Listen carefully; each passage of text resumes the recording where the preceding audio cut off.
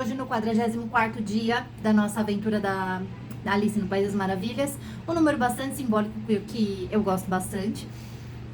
A mensagem também é bem interessante. Você não pode voltar ao ontem. Esteja no presente.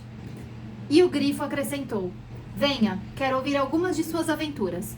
Eu poderia contar minhas aventuras começando dessa manhã, disse Alice um pouco timidamente. Mas não adianta voltar ao ontem, porque eu era uma pessoa diferente. Neste momento adorável, Alice é convidada a recontar suas aventuras para o grifo, que anseia ouvi-las e está genuinamente interessado. Alice também adoraria compartilhar, mas ela sabe que, se falar muito sobre o que aconteceu e de onde ela veio, nunca conseguirá realmente seguir em frente e descobrir quem ela é agora que mudou e está no mundo do País das Maravilhas. O grifo quer que ela compartilhe para que ele possa se entreter e talvez conhecê-la um pouco melhor. Mas para Alice, a ideia de reviver o passado não é boa, pois não o ajudará a conhecê-la, já que ela mudou demais. E, portanto, sua história não é um caminho para a verdadeira amizade. Talvez seja o mesmo para você. Concentre-se em criar novas memórias e em compartilhar experiências, em conhecer alguém e deixar que essa pessoa o conheça no presente, por meio da observação e da conversa. Aceite que você mudou. À medida que mudamos, simplesmente contar quem éramos ou o que fazemos, às vezes não é tão poderoso quanto compartilhar quem estamos nos tornando e vivenciar novas aventuras bem no coração do precioso momento presente. Sim, podemos compartilhar nossas aventuras e histórias passadas, mas talvez você fosse uma pessoa bem diferente naquela época. Então considere se aventurar e vivenciar plenamente o presente com as pessoas com quem você se conectou.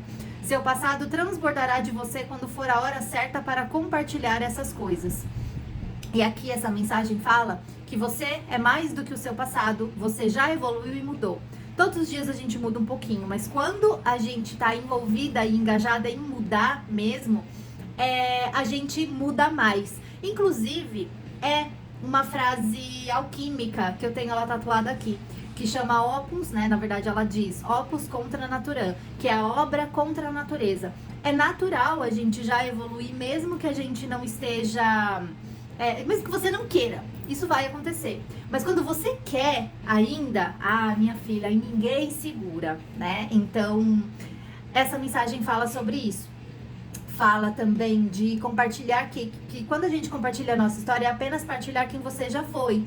Você não é mais a mesma pessoa. Todo mundo, todos vocês que começaram aqui, seja você vendo essa mensagem, você vê as outras, se você sentiu ou não, se você começou e não deu continuidade ainda, seja lá por qual motivo, não importa. Na hora certa, você vai mudar, você vai ouvir e você vai sentir isso, né? E aí aqui eu gostaria de colocar ainda também o toque, obviamente, do meu trabalho, que muita gente quando chega aqui, principalmente se tem uma grande quantidade de peso a perder, ou já teve transtorno alimentar, ou tá enfrentando um transtorno alimentar, ou já teve compulsão e agora não tá tendo mais, às vezes vocês ficam desesperadas, morrendo de medo de voltar ao ontem. Gente, você não vai voltar ao ontem. Hoje, você já tem as ferramentas e você percebe que o teu comportamento vai estar diferente. E aí você consegue frear, porque você hoje tem ferramentas que você não tinha antes. Então, não dá pra voltar pro ontem. Aliás, tem outra coisa também. Quando a gente tá no processo de mudança, pra você ser uma pessoa diferente, você tem que abrir mão da pessoa que você está sendo agora.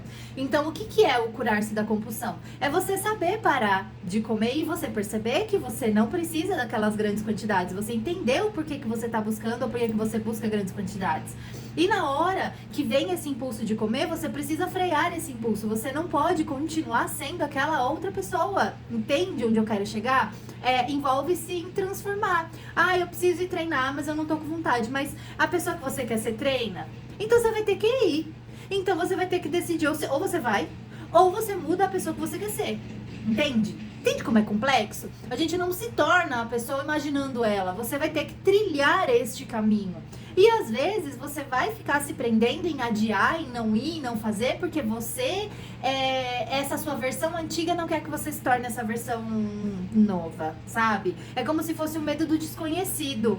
Às vezes vocês não querem, vocês acham que vocês não vão gostar, mas na verdade vocês têm medo de gostar e virar essa pessoa. Eu vi isso acontecer muito em muitas consultas de muitas pessoas que tinham preconceito com pessoas que têm uma alimentação mais com qualidade, mais regrada e tal, porque elas falavam, porque é uma pessoa chata, porque isso, porque aquilo outro, porque eu não quero ser chata assim.